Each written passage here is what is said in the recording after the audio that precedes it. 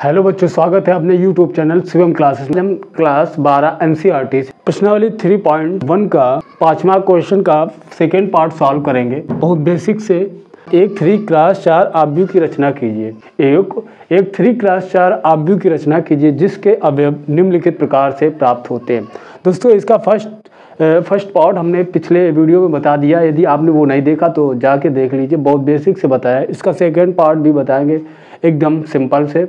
दोस्तों, क्या है, हमसे पूछा है, इसका सेकेंड पार्ट है aij बराबर 2i माइनस j का मान पूछा है। पहले तो ये समझना एक 3 क्रॉस 4 आव्यूह की रचना किस प्रकार करेंगे। यही तो बहुत इंपॉर्टेंट है कि एक 3 क्रॉस 4 आव्यूह की रचना किस प्रकार करेंगे। दोस्तों आए सीखते हैं। दोस्तों, एक a बराबर एक 3 क्रॉस 4 आव्यूह का मतलब ये होता है कि एक ऐसा आव्यूह जिसके अंदर उस आव्यूह के अंदर 3 पंक्तियां हो और 4 स्तंभ हो। ऐसा आव्यूह जिसके अंदर 3 पंक्तियां हो और 4 स्तंभ हो, जैसे कि A11 और A12, A13, A14, A21, A22, A23, A24, A31, A32 और A33, A34। इस प्रकार से दोस्तों 3 क्रॉस 4 यानी कि इस आव्यूह के अंदर 3 पंक्तियां हैं और 4 स्तंभ हैं। तो अब हमें क्या करना है, जहां आई है, आई का मतलब होता है पंक्ति और जे का मतलब होता है स्तंभ। तो इसी आव्यूह के अंदर हमें रखना है। आई की जगह 1 रखना है, A11 है तो आई की जगह 1 रखना और जे की जगह भी 1 रखना, क्योंकि 1 पहली पंक्ति और पहले स्तंभ के अवयव को निकालना है। तो दोस्तों आए सीखते हैं बहुत बेसिक से। तो A11 बराबर 2 × 1 - 1, क्योंकि A11 बराबर है 2 × 1। आई की जगह हमने 1 रखा है क्योंकि 1 है, और जे की जगह 1 रखा क्योंकि 1 है। तो आए दोस्तों इसको सॉल्व करते हैं। 2 एकम 2 माइनस का 1 यानी कि हमारा निकलेगा 1।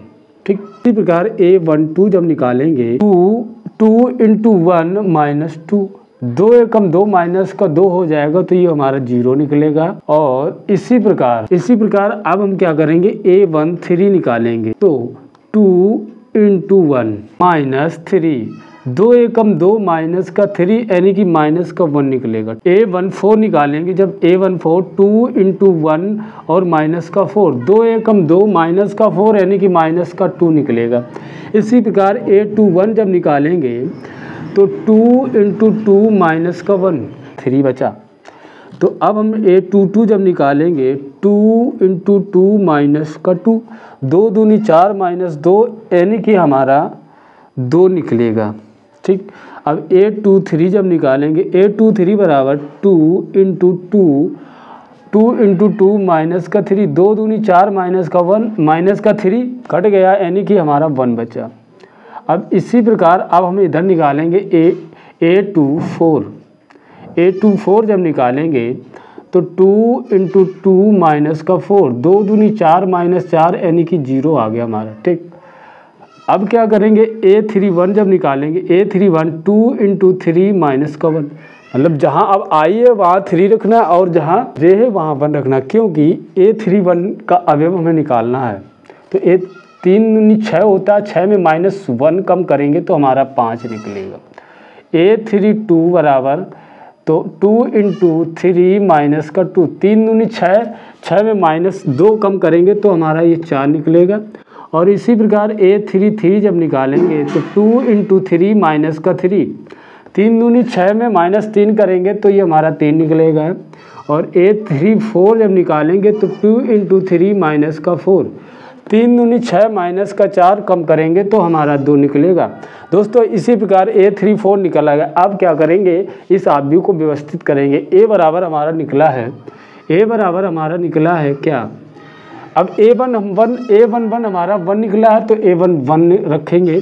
A12 हमारा 0 निकला है, 0 रखेंगे। A13 हमारा -1 निकला है और A14 -2 निकला है।